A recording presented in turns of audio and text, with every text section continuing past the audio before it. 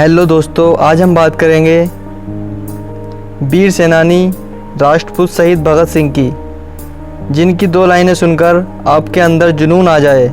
जिंदगी तो सिर्फ अपने कंधों पर जी जाती है, जिंदगी तो सिर्फ अपने कंधों पर जी जाती है, दूसरों के कंधों पर तो जनाजे उठाए जाते हैं। भगत सिंह का जन्म 28 सितंबर 1907 को लायलपुर जिले के बंगा में हुआ था, जो अब पाकिस्तान में है। उनका पैतृक गांव कटगढ़ कला है, जो पंजाब में है। उनके पिता का नाम किशन सिंह और माता का नाम विद्यावती था। भगत सिंह जब 12 वर्ष की आयु के थे, 13 अप्रैल 1919 को जलियांवाला बाग हत्याकांड में भगत सिंह के बालक मन पर बहुत गहरा प्रभाव पड़ा। इन्होंने लाहौर के नेशनल कॉलेज की पढ़ाई छोड़कर नौजवान भारत सभा की स्थापना की। अपने इन महान सेनानियों के खून का बदला लेने के लिए भगत सिंह वहाँ पर पड़ी मिट्टी जो खून से लथपथ, उन्होंने एक बोतल में डाल ली और बहुत परेशान होते हुए अपने घर पहुँचे। बस माइंड में एक ही बात चल रही थी कि अपने इन वीर सेनानियों, क्रांतिकारियों के खून का बदला लेना है, चाहे मुझे किसी भी परिस्थिति से गुजरना हो। मैं अपनी इस भारत की मातृभूमि से कभी पीछे नहीं हटूंगा। भगत सिंह बहुत गर्म दल के वीर सेनानी और वीर बहादुर राष्ट्रपुत्र थे। भगत सिंह ने मन में ठान लिया कि अपने देश को स्वतंत्र करवाना है। उसी बीच भगत सिंह जब 19 वर्ष की आयु के थे तो उनकी मां चाहती थी कि अब भगत सिंह की शादी कर दी जाए। भगत सिंह अपनी मां से बोले कि मां, आज़ादी ही अब मेरी दुल्हन होगी। और वह इतनी बात कहकर अपना सामान पैक किया और भारत के महान क्रांतिकारियों के खून का बदला लेने के लिए अग्रसर हुए। उसी बीच सन 1922 में चोरी चौरा हत्याकांड के गांधी जी ने जब किसानों का साथ नहीं दिया, तब भगत सिंह बहुत निराश हुए। उसके बाद उनका अहिंसा से विश्वास कमज़ोर हो गया और वह इस निर्णय पर पहुंचे कि सशस्त्र क्रांति की स्वतंत्रता दिलाने का एकमात्र रास्ता है। उसके बाद वह चंद्रशेखर आजाद के नेतृत्व में गठित हुए गदर दल के हिस्से बन गए। इसके बाद काकोरी कांड में राम प्रसाद बिस्मिल सहित 4 क्रांतिकारियों को फांसी व 16 अन्य को कारावास की सजाओं से भगत सिंह इतने अधिक पीड़ित हुए कि चंद्रशेखर आज़ाद के साथ उनकी पार्टी हिंदुस्तान रिपब्लिकेशन एसोसिएशन से जुड़ गए और इसे एक नया नाम दिया, हिंदुस्तान सोशलिस्ट रिपब्लिकेशन एसोसिएशन। इस संगठन का उद्देश्य सेवा, त्याग और पीड़ा झेल सकने वाले नवयुवक तैयार करना था।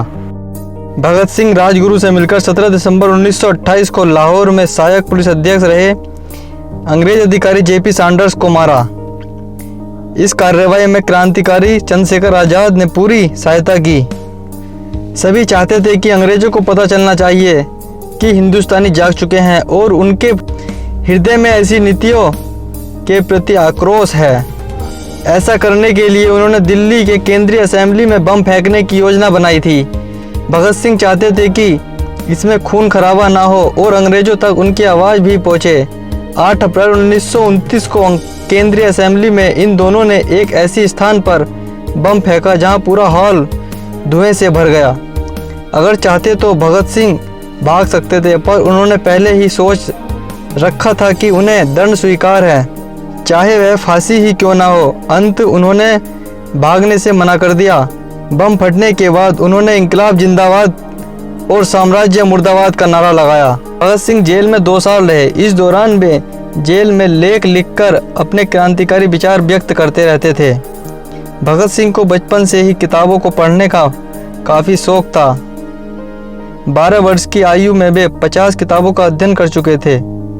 जेल में भगत सिंह व उनके साथियों ने 64 दिनों तक भूख हड़ताल की।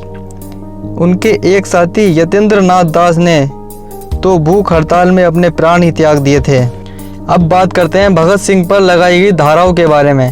26 अगस्त 1930 को अदालत ने भगत सिंह को भारतीय दंड संहिता की धारा 129, 302 तथा विस्फोटक पदार्थ अधिनियम की धारा 4 और 6 F, IPS धारा 120 के अंतर्गत अपराधी सिद्ध किया। 7 अक्टूबर 1930 को अदालत के द्वारा 68 पृष्ठों का निर्णय दिया, जिसमें भगत सिंह, सुखदेव तथा राजगुरु को फांसी की सज़ा सुनाई गई। फांसी की सज़ा सुनाई जाने के साथ ही लाहौर में धारा 144 लगा दी गई, जिसके कारण भगत सिंह कोई माफ़ी की अपील ना कर सके, परंतु यह अपील 10 जनवरी 1931 को रद्द कर दी गई।